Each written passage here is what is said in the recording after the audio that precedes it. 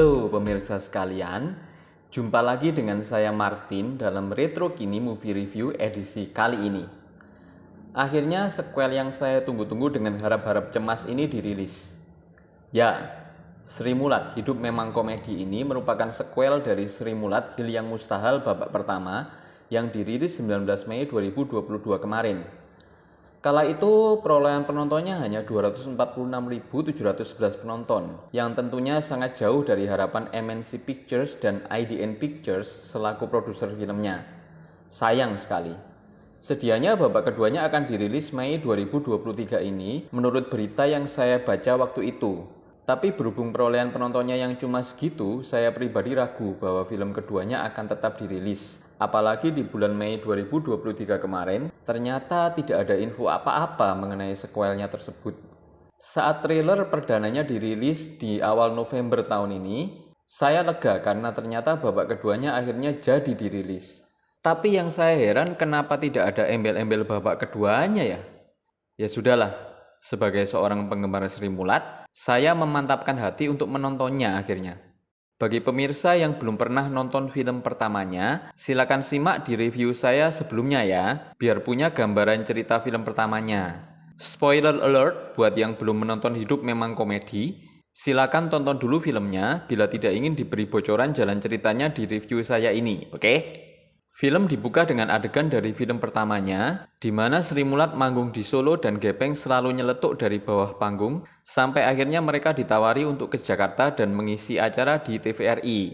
Ternyata rangkuman atau recap ini berlanjut terus sampai ke pertengahan film, dengan variasi adegan di beberapa scene yang beda dari film pertamanya. Seolah-olah film keduanya ini diperuntukkan bagi mereka yang belum pernah nonton film pertamanya. Menurut saya, strategi ini sengaja dijalankan oleh para filmmaker dan produsernya, mengingat perolehan penonton film pertamanya yang kurang sesuai harapan seperti yang saya sebutkan tadi. Jadi, seolah-olah penonton diberi suguhan film baru dan dianggap belum pernah menonton film pertamanya. Saya yang pernah menonton film pertamanya tentu saja jadi kecewa. Ini kan sama saja dengan menonton separuh film. Tapi ya apa boleh buat. Sudah terlanjur beli tiket, ya mau ndak mau tetap harus nonton jadinya. Rugi dong bila saya walk out dari gedung bioskop. Bagian di mana Sri Mulat tampil di depan presiden tidak disinggung sama sekali di film keduanya ini. Jadi cerita difokuskan ke penampilan mereka di TVRI dan subplot kisah asmara Gepeng dan Royani serta Tesi bersama geng para banci. Di akhir film pertama diceritakan bagaimana Gepeng kecewa setelah melihat Royani yang dijemput pria bermobil di kantornya. Kisah ini berlanjut yang nantinya akan tersambung dengan cerita di mana Tesi dan teman-teman bancinya tertangkap petugas saat beroperasi di Taman Lawang.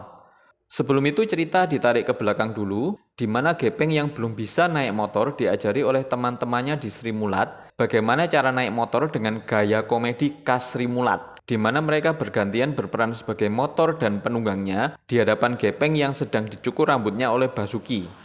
Adegan ini kocak dan sekali lagi mengingatkan saya pada gaya lawaan Sri Mulat pas tampil di panggung. Inilah poin plus kedua dari film Sri Mulat ini. Penampilan para aktornya juga tampak jelas sebagai karakter yang mereka perankan dengan gaya khasnya masing-masing. Gepeng kemudian dimintai Babe Makmur untuk menimba air di rumahnya karena pompa listrik yang dimilikinya sudah ditaruh di kontrakan yang ditempati Sri Mulat sebagai pengganti pompa lama yang rusak. Sebagai konsekuensinya, para anggota Sri Mulat harus bergantian mengisi air di kamar mandi Babe Makmur dari sumur di rumahnya. Setelah selesai mengisi air, Gepeng melihat motor yang diparkir di rumah Babe Makmur dan meminjamnya untuk main ke kantor Royani. Ini yang menurut saya tidak logis. Gepeng ini kan baru aja diajarin teman-temannya gimana cara mengendarai motor. Itu pun dengan cara lucu-lucuan tanpa motor beneran. Kok tahu-tahu dia bisa mengendarai motor dengan baik? Saya tahu ini memang film komedi, tapi ya jangan terus mengabaikan logika dong. Ini juga terjadi di film pertama di mana Gepeng yang belum punya pengalaman tampil di panggung, tahu-tahu sudah disuruh ke Jakarta untuk manggung di acara TVRI. Tapi ya sudahlah. Untung saja Fajar Nugros tidak asal-asalan dalam menggarap karya terbarunya ini. Minimal dia bisa membentuk aktor-aktornya untuk memerankan karakter-karakter legendaris di Sri Mulat dengan baik. Ini yang membuat saya masih betah menonton film ini. Kelucuan-kelucuan yang ditampilkan betul-betul gaya Sri Mulat dan terasa lucu banget. Apalagi buat saya yang penggemarnya. Disinilah baru ceritanya tersambung dengan film pertamanya, di mana Gepeng jadi patah hati. Basuki sebagai personil Sri Mulat yang paling dekat dengan Gepeng lalu menghiburnya. Basuki mengingatkannya untuk fokus pada tujuan Gepeng ke Jakarta ini, yaitu untuk tampil di panggung TVRI bersama Sri Mulat. Gepeng pun akhirnya bangkit lagi semangatnya. Sementara itu di lain pihak, Kabul alias Tesi yang mulai dekat dengan para banci mempelajari pola-pola mereka untuk keperluan penampilannya di panggung nanti. Dia bahkan sampai ngikut dengan mereka beroperasi di Taman Lawang. Pria bermobil yang bersama dengan Royani itu ternyata bernama Jaka. Babe Makmur senang sekali Jaka PDKT ke putrinya karena faktor mobil ini. Namanya bawa mobil pasti tajir lah, ya kan? Kebetulan saat pulang ke rumahnya, Royani ditemani oleh Gepeng. Karena Gepeng belum pernah jalan-jalan di ibu kota, Royani mengusulkan pada Jaka untuk membawa Gepeng sekalian jalan-jalan. Walaupun Jaka sebetulnya tidak menyukai hal ini karena Gepeng hanya akan jadi pengganggu kencannya saja, dia pun akhirnya mengiyakan usulan Royani ini. Sementara itu, saat Tesi sedang beraksi bersama para banci, petugas kepolisian memergoki mereka di Taman Lawang. Kekacauan terjadi. Mereka saling berkejaran dan akhirnya para petugas berhasil menangkapi mereka. Di saat yang sama, Royani, Gepeng, dan Jaka juga sedang berada di situ. Mereka pun ikut terciduk dan dibawa ke markas kepolisian. Babe Makmur yang cemas karena putrinya tidak kunjung pulang akhirnya mendatangi rumah kontrakan. Dia menanyakan apakah Royani ada bersama mereka karena putrinya tadi bersama Gepeng pas pergi. Para personil Sri Mulat tentu saja kebingungan karena Tesi juga belum muncul. Akhirnya diutuslah Tarsan dan Basuki untuk melaporkan kehilangan mereka di markas kepolisian. Komandan kepolisian adalah Tesi Asri. Kemunculannya sungguh membawa kesegaran pada filmnya. Apalagi saat dia menginterogasi Tesi yang diperankan Erik Estrada. Tesi ketemu Tesi ceritanya. Adegan ini berlangsung kocak, setara dengan Tarsan asli yang ketemu Tarsan yang diperankan Ibnu Jamil di prequelnya dulu. Ternyata Jaka adalah sopir dari Nunung asli yang juga muncul di kepolisian untuk mencari sopir dan mobilnya yang hilang. Nunung marah-marah karena dia ceritanya sedang butuh mobil. Tesi asli kemudian menemuinya. Ini sungguh satu adegan berharga, di mana personil asli Sri Mulat berinteraksi dalam satu adegan. Sayangnya kelucuan hanya muncul dari Tesi saja karena ciri-ciri Nunung yang kenes dan kemayu tidak ada di sini. Dia hanya berperan sebagai bos yang marah-marah dan ditanggapi dengan kocak oleh Tesi. Mengetahui hal ini, Royani kecewa pada Jaka yang ternyata telah membohonginya. Momen dramatis dan romantis muncul di sini saat Gepeng menghiburnya dan membuatnya akhirnya bisa melupakan kesedihannya. Tarsan dan Basuki yang sedang melapor pada petugas tidak menyadari bahwa teman-teman yang mereka cari sedang berada di tempat yang sama. Interaksi mereka dengan petugas pencatat laporan juga berlangsung kocak di sini. Karena telepon dari Presiden langsung ke Tesi asli yang menyuruh para personil Sri Mulat dibebaskan, Tesi dengan tergopoh-gopoh membebaskan mereka. Tapi ternyata Kabul menolak dibebaskan bila teman-teman bancinya juga tidak dibebaskan. Dia memilih tetap tinggal bersama mereka. Ini menjadi masalah karena mereka harus syuting di TVRI di hari itu juga. Pak Teguh juga turut hadir di TVRI pas mereka mau syuting. Tesi tahu-tahu muncul. Dia akhirnya sadar bahwa Sri Mulat adalah keluarganya dan dia harus ada saat keluarganya membutuhkannya. Akhirnya syuting pun berjalan dengan lancar. Adegan sebelum pengambilan gambar, saat Gepeng dan Basuki bikin kesel pegawai TVRI yang merekam gambar juga lucu banget. Interaksi antar anggota Sri Mulat dalam menghadirkan lawakannya juga khas Sri Mulat banget dengan gaya masing-masing personil yang unik dan menghadirkan nuansa nostalgia yang manis. Film diakhiri dengan Sri Mulat yang menyaksikan penampilan mereka sendiri di televisi dan juga cameo Kadir Asli dan Omara Esteklal yang memerankan dirinya. Walaupun cuma sekilas, tapi penampilan mereka berdua cukup memorable dan apik.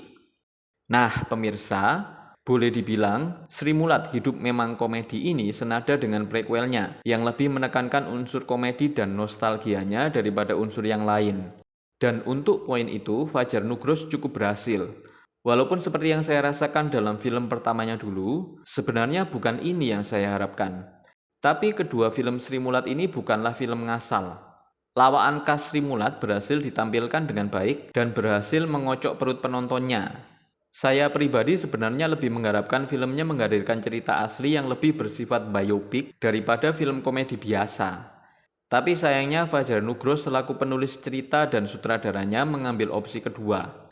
Padahal bila unsur biopiknya yang diangkat, saya yakin film ini akan berbicara lain. Track record Fajar Nugros selama ini boleh dibilang cukup bagus. Walaupun dia belum pernah menggarap film bertemakan biopik, saya yakin dia akan bisa menggarapnya dengan apik. Dia punya potensi yang baik untuk itu. Di sisi akting, para aktornya patut diacungi jempol. Erik Estrada mulai menunjukkan potensinya di sini. Eksplorasinya terhadap karakternya menghasilkan sesuatu yang oke. Morgan Oe juga mulai menonjol di film kedua ini. Mungkin karena di sini dia diberi porsi yang lebih, sehingga karakternya sebagai Paul jadi lebih menonjol juga di sini. Cara berbicaranya juga persis seperti almarhum Paul Poli Srimulat asli. Namun tidak demikian halnya dengan Naima Al-Jufri yang berperan sebagai Rohana. Mungkin karena memang porsinya sedikit dan tidak ada dialog atau scene yang berarti, sehingga kesan sebagai pelengkap saja seperti di film pertamanya tidak berubah. Demikian juga dengan Erika Karlina yang berperan sebagai Jujuk. Penampilannya kurang menonjol di sini. Sepertinya tidak ada bedanya jika Jujuk diperankan oleh orang lain selain dia. Penampilan Huan Biowan sebagai Gepeng dan Indah Permatasari sebagai Royani juga masih terjaga kualitasnya, sebaik film terdahulunya. Juga aktor-aktor yang lain seperti Ibnu Jamil sebagai Tarsan, Elang El Gibran sebagai Basuki, Dimas Anggara sebagai Timbul, Teku Rifnu Wikana sebagai Asmuni, Zulfa Maharani sebagai Nunung, dan juga Rukman Rosadi sebagai Teguh pemimpin Sri Mulat. Rano Karno yang memerankan Babe Makmur juga memberikan kesegaran di setiap scene yang melibatkan dia. Scene Stiller Tulen. Yang juga mencuri perhatian adalah akting David Nurbianto sebagai Rojali, kru TVRI yang marah-marah pada Gepeng dan Basuki. Walaupun porsinya sedikit tapi memorable dan jenaka. Rapor Merah Hidup Memang Komedi adalah paruh pertama filmnya yang merupakan rangkuman dari prequelnya. Walaupun ada beberapa adegan yang tidak ada dalam prequelnya, tetap saja perasaan dikerjai dalam diri saya tidak bisa hilang. Seperti yang saya ungkapkan sebelumnya, saya merasa hanya menonton separuh film karena sudah menonton film pertamanya. Keputusan untuk seolah meniadakan prequelnya adalah keputusan yang buruk menurut saya. Padahal dari wawancaranya dengan Ernest Prakasa, Fajar bilang kalau footage aslinya itu sebetulnya 8 jam. Dan anehnya lagi, dia juga bilang bahwa Sri Mulat Hidup Memang Komedi ini bukan sequel dari Sri Mulat Hil yang Mustahil. Padahal jelas-jelas ceritanya melanjutkan dari film prequelnya. Ini yang bikin saya bingung. Strategi marketing macam apa ini yang seolah mengingkari film pertamanya pernah ada?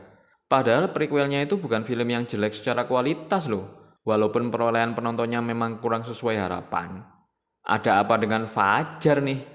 Bagi yang belum pernah nonton prequelnya, kemungkinan akan merasa paruan awalnya agak membingungkan karena rentetan kejadian yang disuguhkan di layar berlangsung terlalu cepat. Namun, kelucuan-kelucuan yang terjadi dalam scene-scene-nya masih mampu menutupi kekurangan ini. Paruh kedua filmnya masih meninggalkan kesan yang sama yang saya rasakan saat nonton prequelnya.